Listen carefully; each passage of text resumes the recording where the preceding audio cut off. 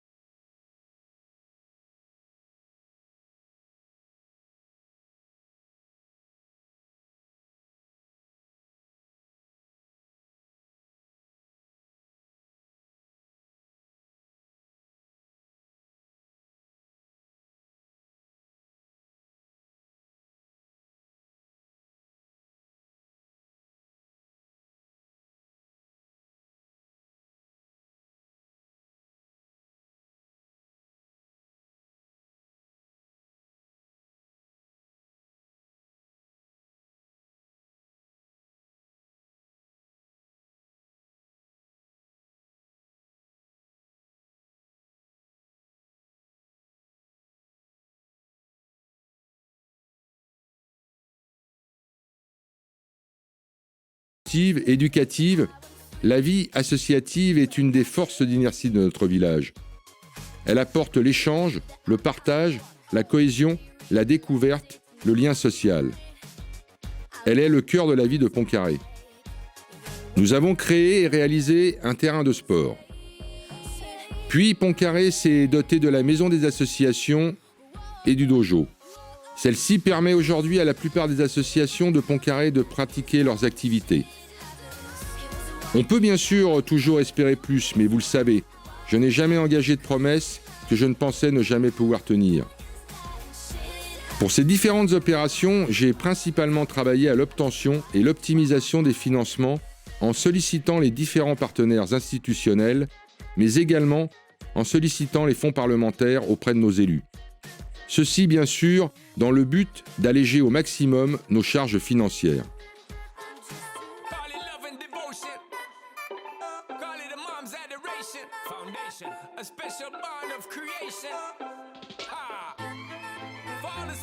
Tous les projets qui ont été réalisés l'ont été en fonction de nos besoins réels et en adéquation avec nos capacités financières. Si avoir des idées ou susciter des choix est toujours facile à présenter, il n'en demeure pas moins vrai que le raisonnable doit primer dans un contexte encore incertain. Les projets doivent tenir compte des besoins à long terme sans s'emballer sur des envies ou des souhaits. Il faut à chaque fois savoir se projeter sur l'avenir. Le terrain de sport, la maison des associations, l'agrandissement du groupe scolaire, la création d'un centre de loisirs, d'un espace jeune, l'accueil pré- et post-scolaire sont autant de projets qui ont permis à notre village d'évoluer. Ils ont permis au fil des années de prendre en compte les nouveaux besoins des Pont-Carréens pour apporter une qualité de vie agréable. Ces offres d'activités et de services permettent de répondre aux besoins du plus grand nombre. Un des derniers projets, les ateliers municipaux. Son implantation dans la zone artisanale correspond à son activité. Ce bâtiment a permis de nous mettre en conformité avec nos besoins de stockage, d'organisation du travail et aux normes actuelles tant au niveau de l'environnement que de la sécurité du travail.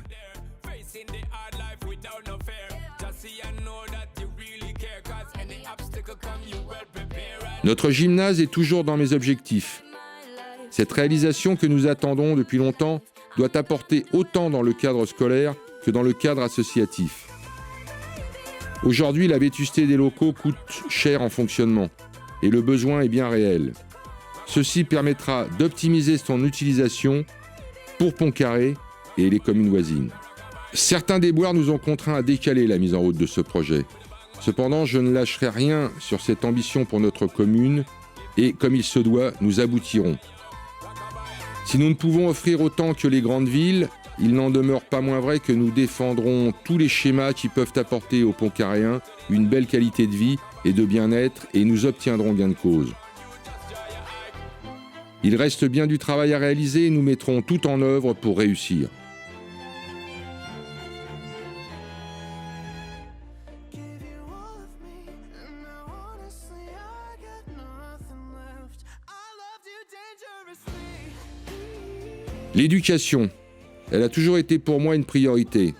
Je me plais à citer cette phrase célèbre de Lincoln : « Si vous pensez que l'éducation coûte cher, essayez donc l'ignorance. » Le manque d'éducation ne peut que nuire à notre société. Tout d'abord par la perte des valeurs de l'autorité que représente l'adulte et du respect que l'enfant lui doit. Puis, plus grand, l'ignorance amène bien souvent au manque de respect des uns envers les autres. Elle développe l'intolérance, la peur des autres. Que ce soit dans la pratique d'un métier manuel ou d'études plus ciblées, l'éducation est et reste le seul moyen qui permet à chacun de se construire un avenir en s'orientant vers ce qu'il souhaite réaliser.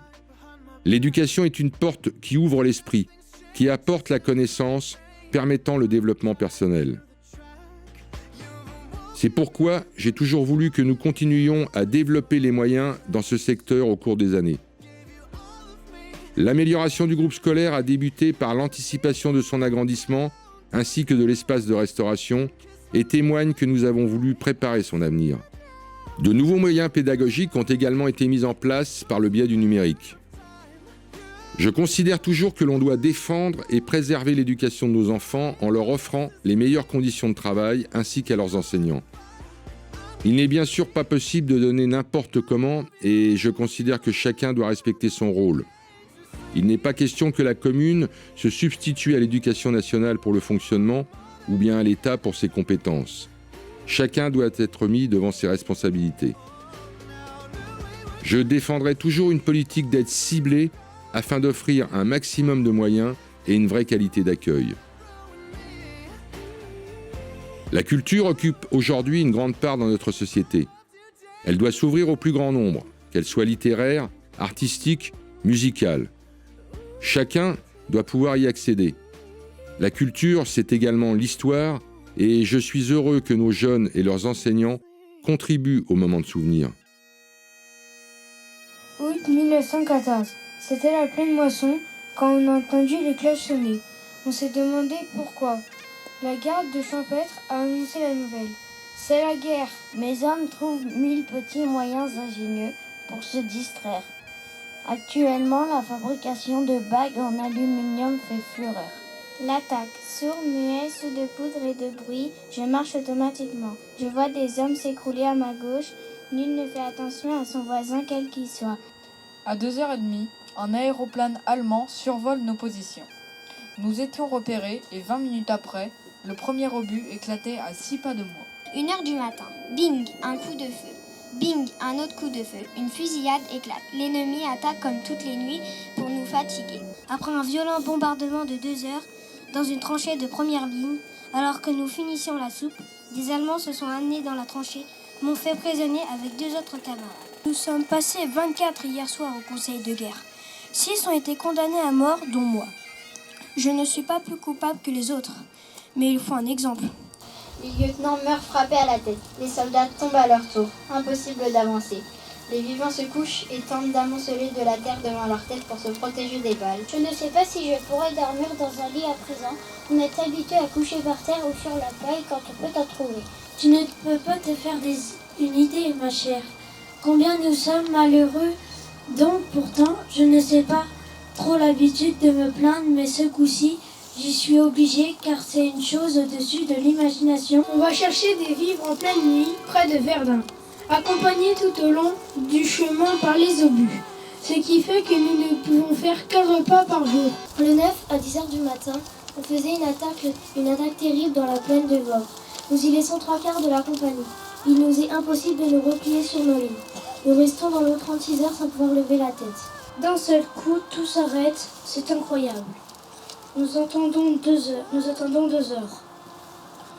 Tout est bien fini. Alors la triste corvée commence d'aller chercher les camarades qui y sont restés. L'histoire permet de réaliser et de sentir les choses avec une approche différente. Elle est un vecteur d'échange. de découverte des autres, voire de comprendre d'autres civilisations ou modes de vie.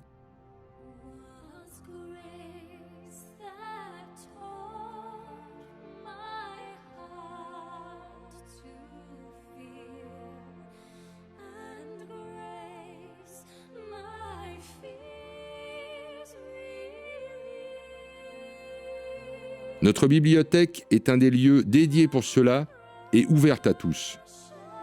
La Maison des associations, elle, représente l'endroit où les associations culturelles peuvent s'exprimer.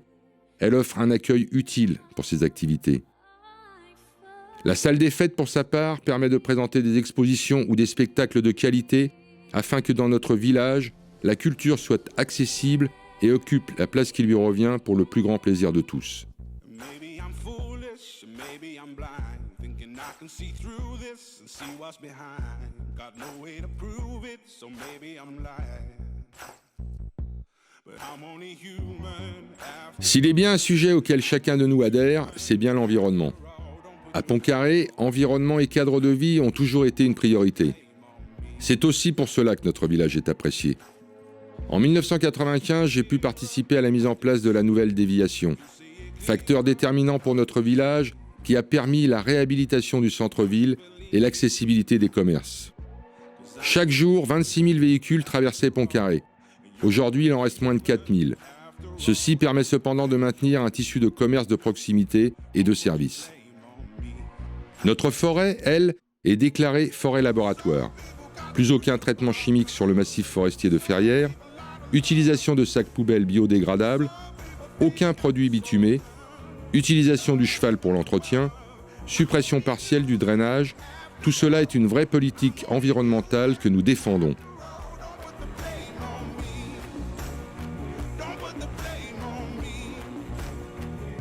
Notre plan local d'urbanisme est l'élément majeur de notre future évolution. Je l'ai voulu respectueux de notre cadre et du mode de vie des Pont-Carréens afin de préparer notre futur.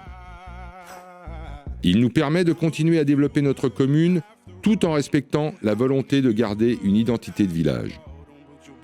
Respect des matériaux de qualité environnementale dans les constructions, intégration des projets dans le paysage urbain sont et seront pour les années à venir notre fil conducteur. Depuis la reconquête du cœur de village, il est nécessaire de maintenir, voire développer les commerces et les services de proximité.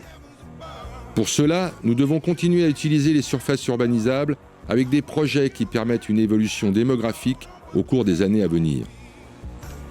Celle-ci restera bien sûr modérée. Il est nécessaire de maintenir une mixité entre pavillons et logements. Ceci, bien sûr, afin d'offrir une possibilité de s'installer pour nos jeunes, mais également pour nos anciens qui ne souhaitent ou ne peuvent plus rester seuls en pavillon dans notre commune. Cela permettra également de maintenir cette pyramide des âges nécessaire au maintien des écoles qui, sans elle, amènerait notre village à devenir une commune dortoir. Ce plan local peut paraître audacieux, mais croyez bien que nous l'avons mûrement réfléchi. Comme toute évolution, il aura bien sûr ses détracteurs. Il est parfois difficile pour certains d'appréhender le futur lorsque l'on parle de changement. Même si certains disent le contraire. Croyez et sachez cependant, mes chers amis, chers administrés, que ce plan local d'urbanisme représente la préservation de nos acquis et notre avenir à Pont-Carré. Maybe I'm blind, thinking I can see through this and see what's behind. Got no way to prove it, so maybe I'm lying. But I'm only human after all. I'm only human after all. Don't put your blame on me. Don't put your blame on me. Take a look in the mirror, what do you see? Do you see it clearer, or are you deceived in what you believe?